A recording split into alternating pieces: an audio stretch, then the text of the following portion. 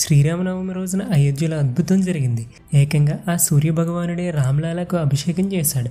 ఈ అద్భుత ఘట్టాన్ని చూసి ప్రపంచం మొత్తం పులకించిపోయింది. శ్రీరామనవమి సందర్భంగా సరిగ్గా 12 గంటల టైంలో సూర్యుని కిరణాలు రామ్లాల నుదుటిపై పడడంతో ఆయనకు సూర్యాభిషేకం జరిగింది. ప్రపంచవ్యాప్తంగా శ్రీరామనవమి వేడుకలు ఘనంగా ప్రజలు జరుపుకుంటున్నారు. అయితే ఈసారి శ్రీరామనవమికి చాలా ప్రత్యేకత ఉంది. అదేంటంటే అయోధ్యలో రామమందిర నిర్మాణం పూర్తయిన తర్వాత రామ్లాలకు ఇదే మొదటి శ్రీరామనవమి. ఈ సందర్భంగా రామ్లాలకు ప్రత్యేకంగా పూజలు నిర్వహించారు. అత్యంత సుందరంగా సూర్యుని కిరణాలు రామ్లాల నుదుటిపై పడేలా అద్భుతంగా డిజైన్ చేశారు. అయితే సూర్యుని కిరణాలు ఎక్కడో లోపల గర్భగుడిలో ఉండే రామ్లాల నుదుటిపై పడడం కోసం ఆలయం నిర్మించేటప్పుడు ఒక అమేజింగ్ టెక్నాలజీని మన సైంటిస్టులు ఉపయోగించారు. ఆ టెక్నాలజీనే ఆప్టోమెకానికల్ సిస్టమ్.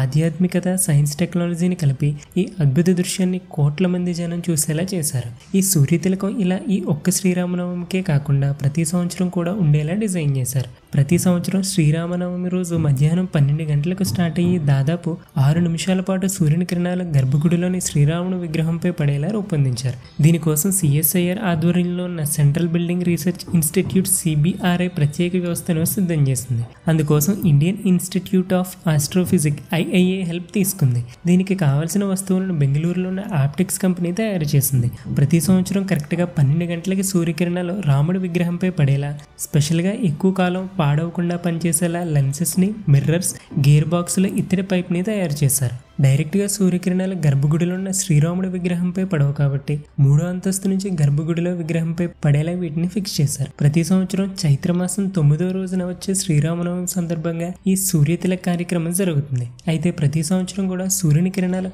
అక్కడే ఒకే ప్లేస్లో ఎలా పడతాయి? పడవు కదా.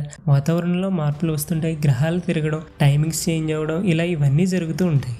సో దీనివల్ల ప్రతి సంవత్సరం రాముడి విగ్రహంపై సూర్యకిరణాలు పడేలా చేయడం పెద్ద సమస్యగా మారింది.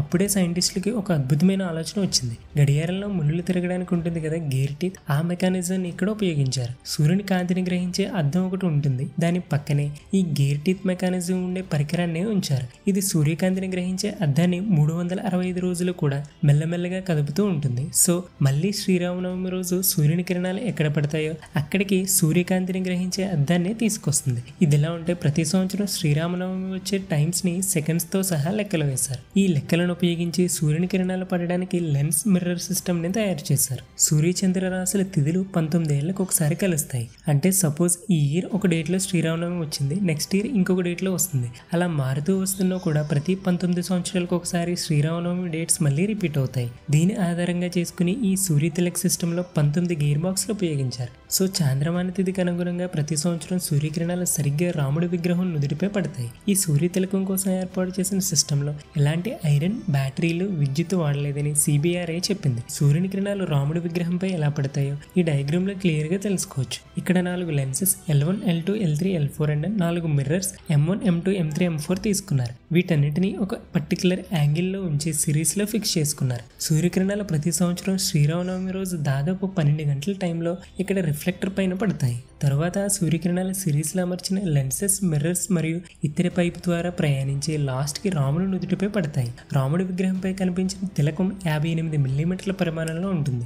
రామ్లల్లా విగ్రహం నుదుటిపై సూర్యకిరణాలు సుమారు 3 నుంచి 3.5 నిమిషాల పాటు పడతాయి. ఆ టైంలో రామ్లల్లా నుదుటిపైన తిలకం 2 నిమిషాల పాటు పూర్తి వెలుగుతో ప్రకాశవంతంగా అద్భుతంగా కనిపిస్తుంది. ఈ అమేజింగ్ సూర్య తిలక్ టెక్నాలజీ రూపొందించిన మన సైంటిస్టులపైన మీ ఒపీనియన్ ఏంటో కమెంట్ చేయండి.